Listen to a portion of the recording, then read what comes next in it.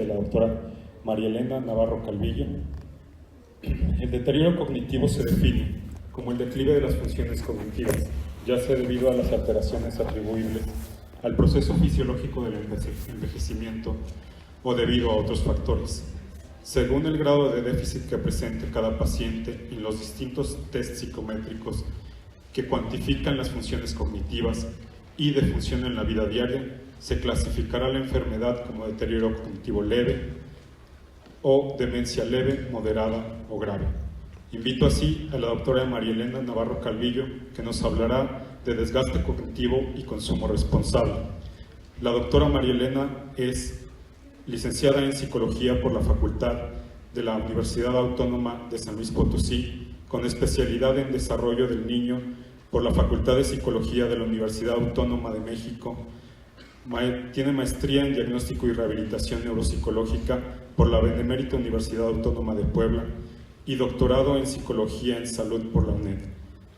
Su experiencia profesional es profesor e investigador de tiempo completo en la Facultad de Psicología de la Universidad Autónoma de San Luis Potosí, secretaria académica de la misma facultad, profesor invitado en la maestría en Rehabilitación en Neuropsicología en la Benemérita Universidad Autónoma de Puebla, presidenta de la Asociación Mexicana de Neuropsicología del 2014 al 2018, presidenta del Grupo Interdisciplinario para el Apoyo al Trastorno por Déficit de Atención en San Luis Potosí del 2008 al 2010, miembro fundador de la Asociación Mexicana de Neuropsicología, miembro titular de la Asociación Latinoamericana de Neuropsicología, asesora tesis de maestría y doctorado, tiene diversas publicaciones de libros, artículos en revistas indexadas y tiene 30 años de experiencia en diagnóstico y rehabilitación neuropsicológica en niños y adolescentes. Les pido un aplauso para la doctora María Elena Navarro Calvillo.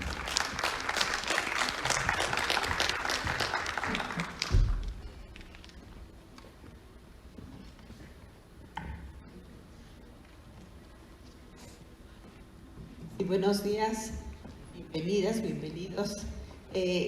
Más que el deterioro cognitivo, lo voy a abordar desde el consumo responsable, más que dentro de las demencias. Y en todo el tema de la educación hacia la salud, yo creo que es pertinente relacionarlo cómo ese consumo irresponsable nos puede llevar a deterioros cognitivos. Entonces, para hablar de ese consumo responsable, es importante ver el hiperconsumo, ¿no? Entonces, que son sobre todo de las sociedades desarrolladas y de grupos poderosos de cualquier sociedad que sigue creciendo con una gran capacidad como si la Tierra fuera infinita, ¿no? Entonces, es algo que tenemos que plantearnos, ese aspecto del hiperconsumo.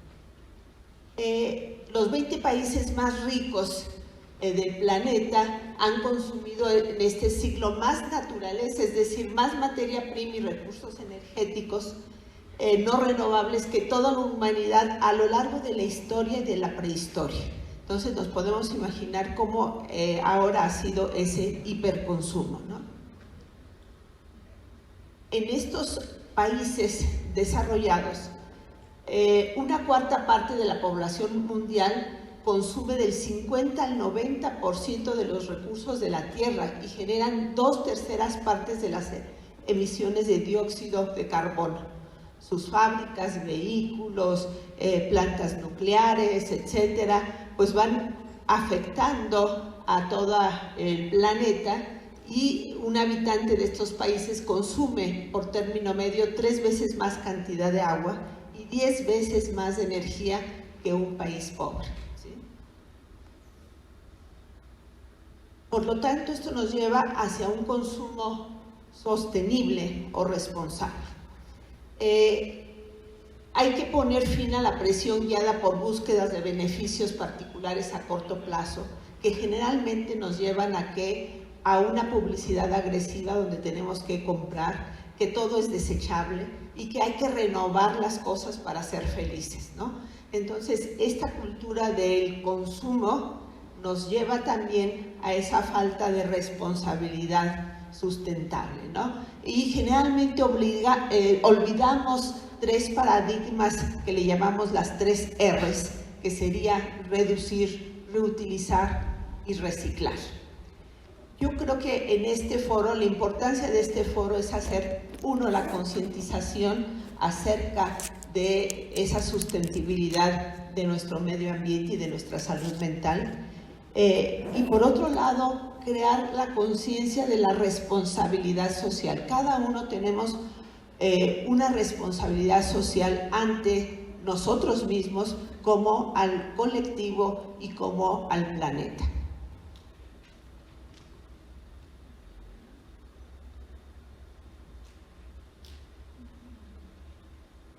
Ok, entonces se afirma que generalmente los seres humanos somos denominados como pleonesia, es decir, por el deseo de poseer más de lo necesario, ¿no? Pero en realidad la asociación entre más consumo y vida mejor, pues se rompe con pues quiero adquirir más automóviles, cambiar, ya son 2 años, tengo que cambiar mi automóvil, mi alimentación, y todo eso nos lleva a que ese consumo de automóvil, de una mala alimentación, nos lleva a que realmente la vida no va a ser mejor, y se está viendo a través de muchos ejemplos de la sociedad por este hiperconsumo. La cultura del más es mejor, pues es como una inercia que nos lleva como algo programado y nos obliga a que estemos comprando nuevas cosas o nuevos modelos a pesar de que no lo necesitamos, ¿no? Por eso el consumo irresponsable de la cultura de la simplicidad debe ser la cultura de la simplicidad voluntaria. ¿Qué quiere decir esto? Que nosotros vamos a tener como una liberación, como una apuesta por el buen vivir o una vida en armonía con el entorno. No es un sacrificio, no es una autolimitación, sino más bien es una responsabilidad social y esa capacidad de autorregulación de decir, bueno, este estilo de vida puede ser factible y voy a vivir en armonía con el medio ambiente. Por otro lado, también, aparte de ese hiperconsumo, tenemos una gran dificultad, que es el problema relacionado al crecimiento de los seres humanos, ¿no? Si la población mundial llegase a alcanzar 9.600 millones en 2050, se necesitaría la equivalencia de casi 3 planetas para proporcionar los recursos naturales precisos y para mantener el estilo de vida actual. Ahorita somos 7.400 millones en este momento, en el 2019. No falta mucho para esta cantidad. Por lo tanto, esa huella de carbono que dejamos de nacimientos de niños y sin pensar en esa sustentabilidad que les va a esperar a las nuevas generaciones. Y además estamos hablando de no muchos años, en el 2050, ¿no? Los niños que nazcan ahorita, pues ¿qué edad van a tener? El consumo responsable, el consumo consciente, el consumo ético, finalmente esas serían como las palabras acertadas para llamar al consumo, constituye un conjunto de respuestas alternativas a las consecuencias sociales y ecológicas de las sociedades de sobreconsumo que se ha impuesto desde los años, desde la posguerra. O sea, a partir de la posguerra hemos tenido esa cultura del consumo y de la poca responsabilidad hacia el medio ambiente. Ahora, cuando están empezando algunas acciones que bueno, todavía son pocas, pero por ejemplo lo de las bolsas de los supermercados, bueno, mucha gente de mi edad podemos recordar que antes pues no daban bolsas y teníamos que llevar nosotros nuestra bolsa al mercado, etcétera. O sea, toda una serie de conductas que las fuimos olvidando y que actualmente pues nos estamos dando cuenta que ese hiperconsumo y esa falta de responsabilidad ha afectado a nuestra calidad de vida. Estas características del medio ambiente pues han provocado una sociedad enferma y una nación enferma, ¿no? Por muchas razones. Yo voy a tratar de hacer una correlación de ese deterioro cognitivo con muchas enfermedades o trastornos que pueden ser debido de nuestro estilo de vida. Y además también México ya somos campeones en diabetes, campeones en obesidad, en lo cual ya nos hace una población muy vulnerable y sobre todo en el tema que a mí me toca, el deterioro cognitivo. Entonces, el deterioro cognitivo y consumo responsable está relacionado con estas características que son las que más nos aquejan en nuestro país, que sería la obesidad, la diabetes, la hipertensión, la contaminación ambiental, las adicciones y los estilos de vida que llevamos, ¿sí?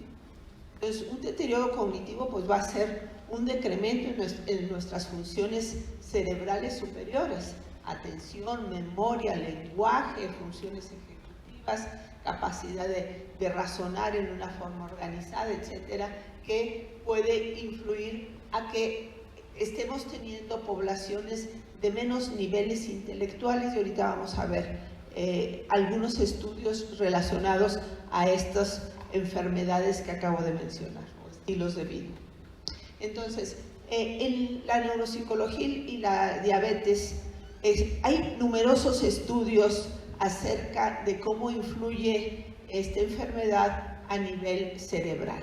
Entonces tenemos que el porcentaje en México es muy alto, el 15.8% lo presenta y es el primer lugar, ubicamos el primer lugar en la OCDE de diabetes, ¿no?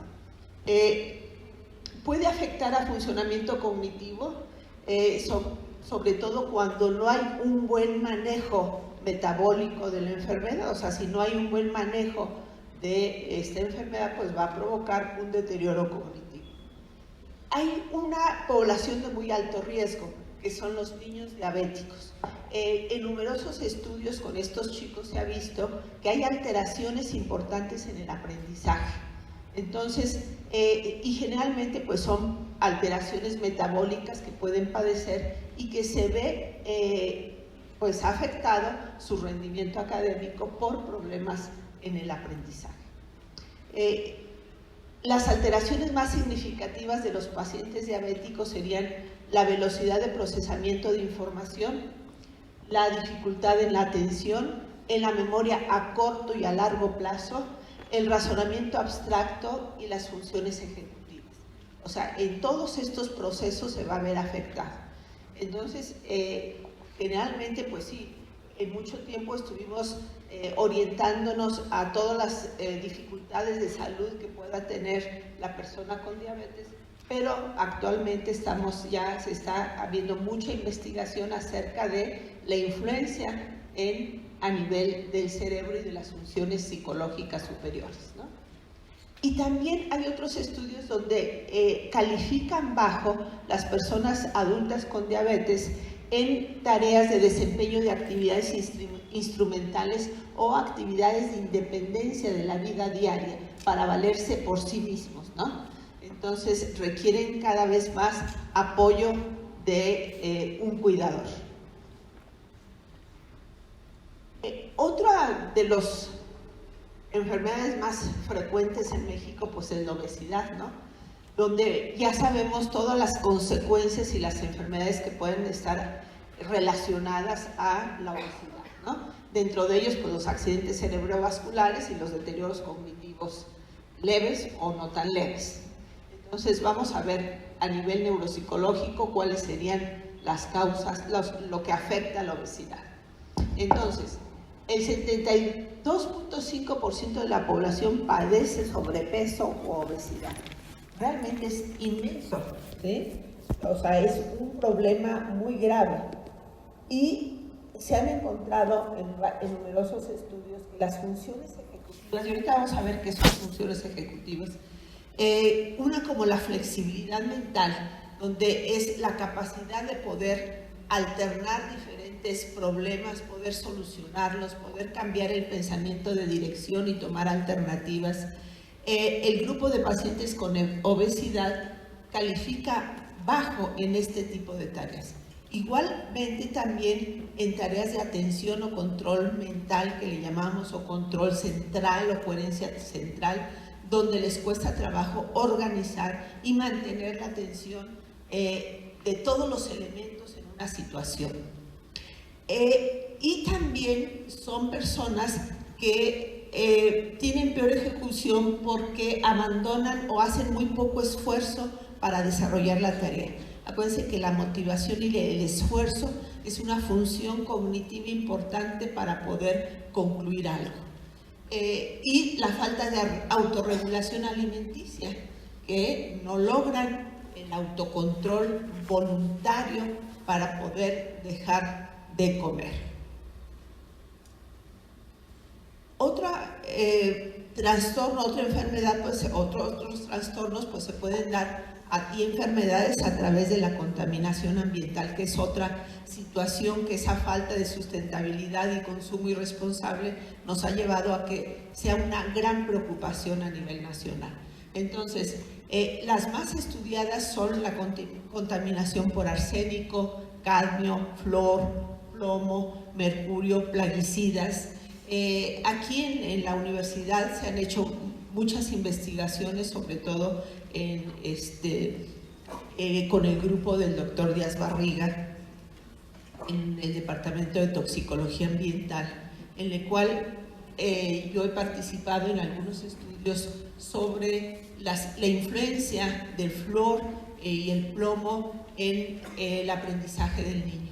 Entonces, bueno, estuvimos en varias localidades haciendo las evaluaciones y vimos que aquellos niños con niveles más altos de flúor en sangre, en orina, tenían un nivel de calificaciones de capacidad intelectual más baja y tenían problemas de atención y memoria. Los chicos que tenían problemas con plomo fueron los que estaban más correlacionados con un IQ bajo, ¿no? Un coeficiente intelectual bajo. Y en el mercurio observamos que había un deterioro sobre todo en habilidades motoras, en velocidad de procesamiento y en la ubicación y organización visoespacial, ¿sí?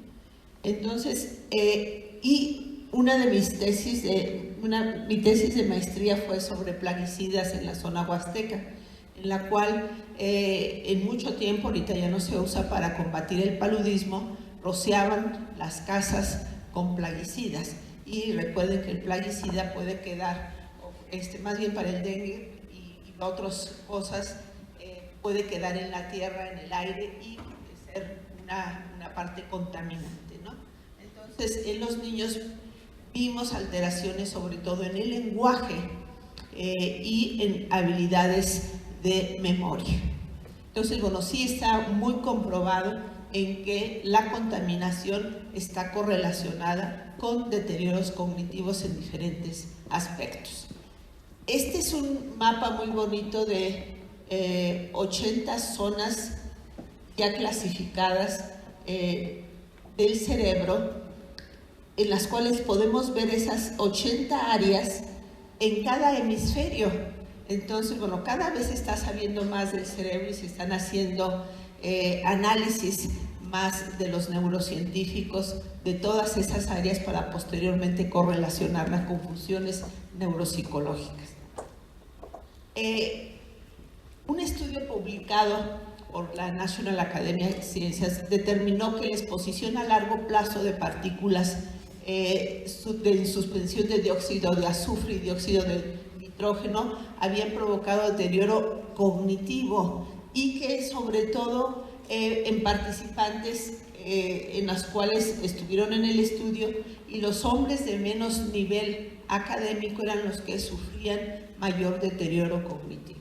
Y entonces se ve que esto a través del tiempo va provocando cada vez más un deterioro cognitivo. Las personas llegan a una edad madura con ciertas alteraciones importantes en su funcionalidad.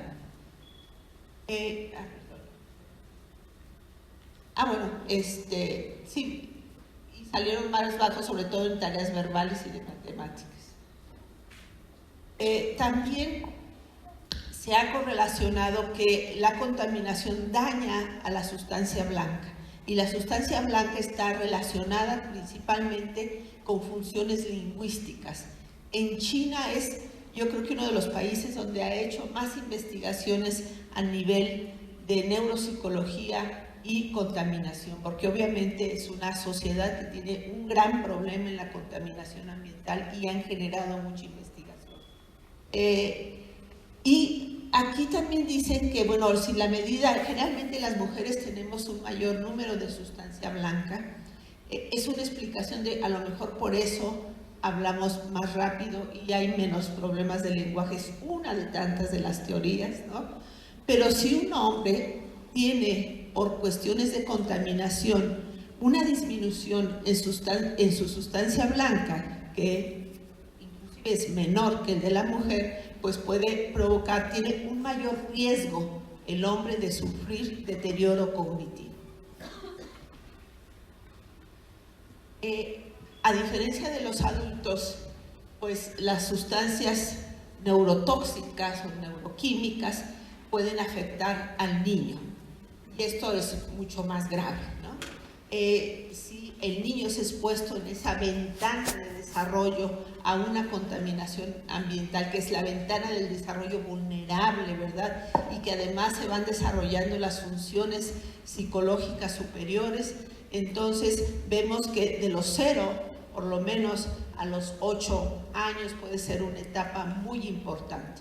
Y se ha visto que las mujeres embarazadas que también traen un problema de contaminación en alguna sustancia, esto afecta también al nivel de nutrición dentro del vientre materno y a muchas otras funciones que van a afectar el desarrollo cognitivo del niño, además de la exposición que puede estar el niño ante esta contaminación. Entonces, esto va a afectar a alteraciones en el proceso del neurodesarrollo. Se ha visto que muchos de los trastornos del neurodesarrollo pueden estar correlacionados a contaminación, ¿no? A lo mejor trastornos por déficit de atención con hiperactividad, trastornos del espectro autista, en fin, trastornos de aprendizaje, etcétera, pueden estar correlacionados a contaminación ambiental. Entonces hay que tomar cartas en el asunto, porque esto nos lleva a una incapacidad perdurable si no tomamos medidas apropiadas. En este grupo de niños, voy a contar un poco de los niños de la Huasteca que trabajamos, primero evaluando qué tanto afectaba su desarrollo la contaminación que tenían, y decidimos hacer un programa de intervención porque decíamos, bueno, ya hemos hecho muchos estudios de la evaluación de las funciones psicológicas en niños expuestos con contaminación, pero ¿qué vamos a hacer, no?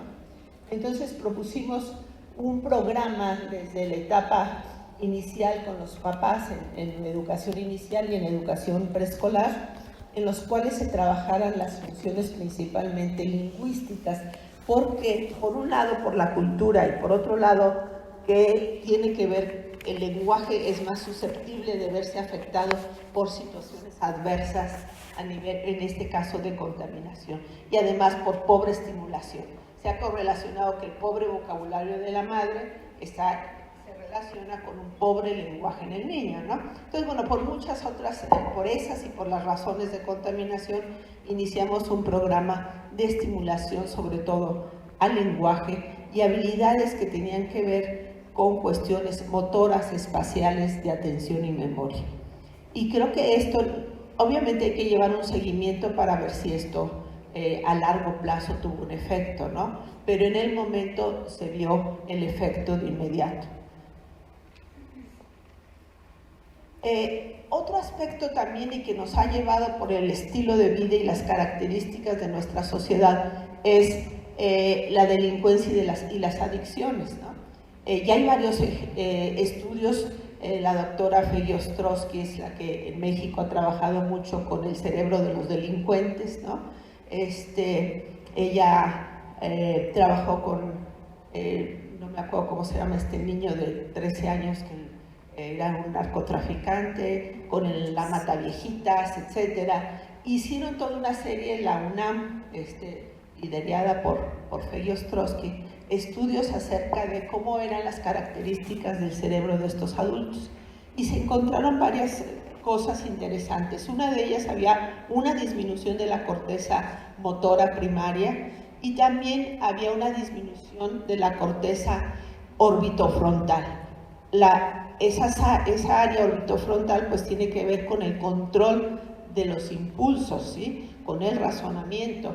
Entonces, de alguna manera tienen características muy específicas cerebrales que provocan este tipo de conductas delincuentes, ¿no? Y generalmente también vemos que el consumo de drogas en México pues es alta, ¿no? Aquí hay un estudio donde se entrevistaron a varias personas alrededor de los 25 años de edad y un porcentaje pues ya consume alcohol, otro consume cannabis y otro consume otro tipo de drogas mucho más como el LSD o la cocaína. Entonces son porcentajes altos que tenemos en nuestra nación, ¿verdad? Que nos está llevando a que nuestra población tenga más deterioro cognitivo.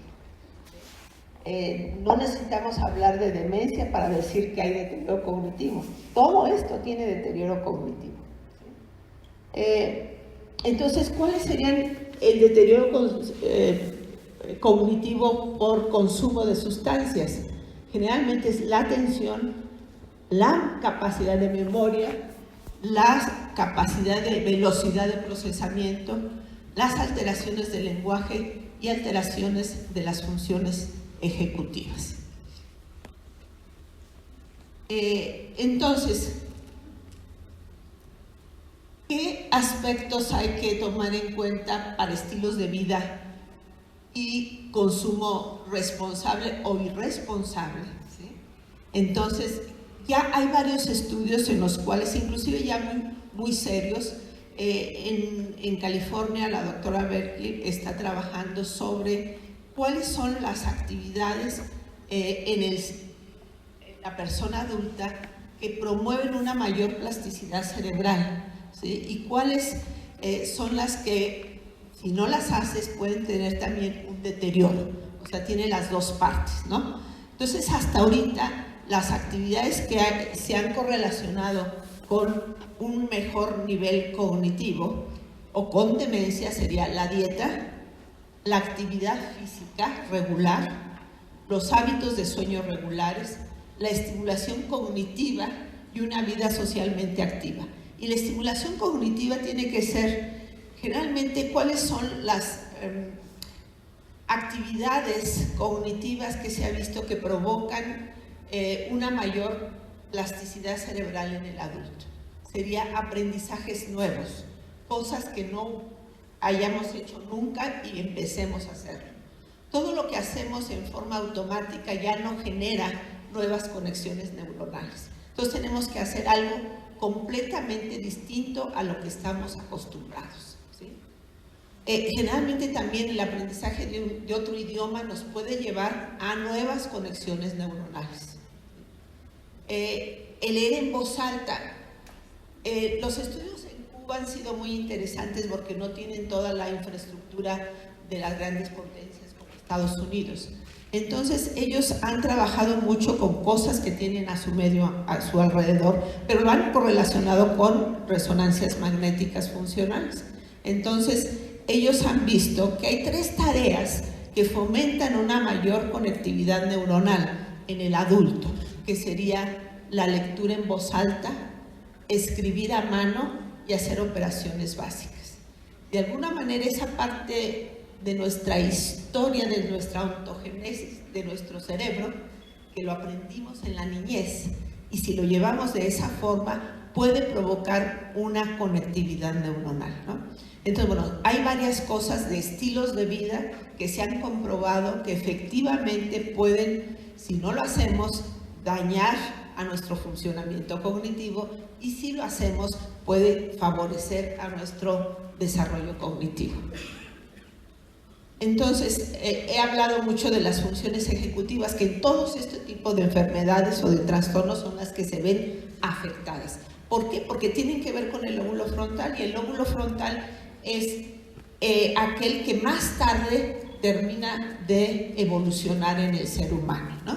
Y además es el que tiene las 3/3 partes de nuestro cerebro y las funciones ejecutivas del lóbulo frontal, y es el director de orquesta de todo, ¿sí?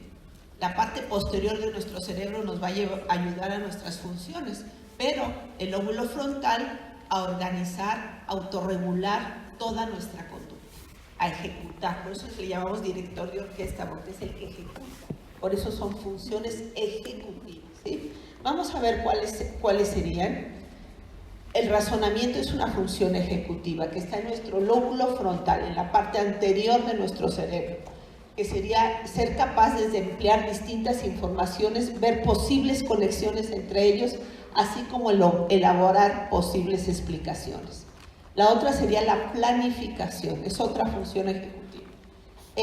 Permite elaborar planes de actuación, permite generar una serie de pasos para llegar a una meta concreta que tenemos planeada. Fijación de metas también se vincula a la motivación. Muchos de los trastornos neurocognitivos, un factor importante sería ese aspecto de la fijación de metas. Inclusive lo vemos en los adolescentes con malos hábitos de crianza o estilos de vida, ¿no? En la cual lo que falta es esa parte de planear metas y esa motivación intrínseca que deben de tener para poder enfrentar y tomar soluciones y decisiones, ¿no? La toma de decisiones también nos permite determinar qué opción escoger. Inicio y finalización de la tarea, poder concluir de principio a fin una actividad, mantener en línea el propósito de lo que tenemos que hacer. Organización es la capacidad de aunar y estructurar la información de manera eficiente y útil. La inhibición, que es una de las funciones más importantes, ¿sí? Es la capacidad de poder inhibir conductas, que seamos capaces de resistir impulsos concretos, cesar una acción e impedir que informaciones inocuas interfieren en nuestra conducta. Hay 3 funciones ejecutivas que se desarrollan muy tempranamente en el niño y que las tenemos que aprovechar en la educación, que sería la flexibilidad mental, la memoria de trabajo y la capacidad de la inhibición, que sería esto. Por lo tanto, un niño a los 3 años se ha correlacionado que hay una mayor conectividad en su lóbulo frontal y es capaz de autocontrolar berrinches, ¿no? Por ejemplo. Entonces, si estas 3 funciones cognitivas superiores de las funciones ejecutivas, flexibilidad mental, inhibición y la memoria de trabajo, podríamos educarlas adecuadamente para que los niños fueran responsables, provocaran la sustentabilidad y el consumo, como les decía, también responsable, ¿no? Otra sería la monitorización, ver cómo lo estoy haciendo, corregir si no voy por ese camino, tomar otra alternativa, o sea, ser consciente de nuestra conducta. Memoria de trabajo, que les decía, ¿no? Poder mantener en la mente la secuencia de pasos que debo de hacer para concluir una actividad. La anticipación, poder prever con anticipación si mi toma de decisiones o lo que estoy haciendo va a ser factible. Flexibilidad, la capacidad de ser flexible, que nos permite cambiar nuestro modo de actuar o pensar ante posibles cambios ambientales o modificar acciones en marcha, o sea, cambiar el pensamiento de dirección, etcétera, ¿sí? Esas serían las funciones ejecutivas que desarrolla nuestro lóbulo frontal. Estas serían las diferentes conexiones del lóbulo frontal. Hay 3 áreas del lóbulo frontal, que sería el dorso lateral, que tiene que ver más con memoria de trabajo, con organización y planeación, y con la parte de monitorización de nuestra actividad. La ventromedial tiene que ver más con la memoria, con la organización de estrategias y la inhibición y motivación de nuestra conducta. Y el córtex orbitofrontal va a tener que ver con el manejo de los impulsos sobre todo, ¿sí? Y la parte del cíngulo anterior y el córtex cingulado tiene que ver más con el control de las emociones. Entonces, bueno, la función del lóbulo frontal es muy amplia y obviamente es más susceptible de verse afectada por las causas que ya les presenté anteriormente y sobre todo si estos llegan desde la niñez, ¿sí? Entonces, bueno, aquí ya es un poco decir que las funciones ejecutivas nos van a ayudar a autorregular la actividad y nuestros recursos cognitivos, participando en aspectos como la motivación, la moral, además en el procesamiento de la información y el control de nuestra conducta. No se adquieren así, no nacemos con ellos, ¿sí? Se adquieren a través del ciclo de vida y a través del aprendizaje y a través de la estimulación que se le proporciona al niño, tanto de la familia, de la escuela y de la sociedad. Entonces hay una gran responsabilidad. Dentro de mi área dije, bueno, ¿qué puedo aportar a este tema de lo que es la salud mental, la responsabilidad social, la sustentabilidad? Pues dentro de esta parte de la neuropsicología yo creo que podemos aportar de que estas acciones y estos estudios que se han hecho acerca de todo esto lo podamos incluir en el aprendizaje o en la currículum escolar, el desarrollo de las funciones ejecutivas desde los niños en temprana edad. Y eso no lo vemos en un currículum, ¿no? ¿Cuáles serían las cosas que había que educar? Pues uno, mejorar el acceso en la calidad en las escuelas y que las escuelas tuvieran todo este tipo de temas donde se promoviera habilidades, actitudes, comportamientos y no nada más temas, ¿no? No nada más, bueno, la obesidad, claro que es importante que le demos la información, pero que no se quedara solamente en información. Otro sería reorientar esos programas educativos, formulando objetivos para poder decir, bueno, ¿qué adultos del mañana queremos? Y entonces, ¿qué objetivos de la salud mental, de la sustentabilidad, etcétera, tenemos que plantear para que esto suceda? Y obviamente dentro de esto el desarrollo de las funciones ejecutivas. Aumentar la comprensión y conciencia pública de la sostenibilidad, ¿no? Entonces, no nada más las escuelas, las familias, sino también la sociedad, los políticos, etcétera, tienen que hacer un gran esfuerzo y proporcionar a todos los sectores de la fuerza laboral, todos los gremios, sectores laborales, recibir toda la información también pertinente. Ya se está haciendo también un trabajo de educación de salud mental y salud física en personas, en industrias, ¿no? Donde pues ellos tienen que estar conscientes y se les hacen evaluaciones neuropsicológicas para ver las características de su estado para poder dar a lo mejor algunas alternativas para su mejoría.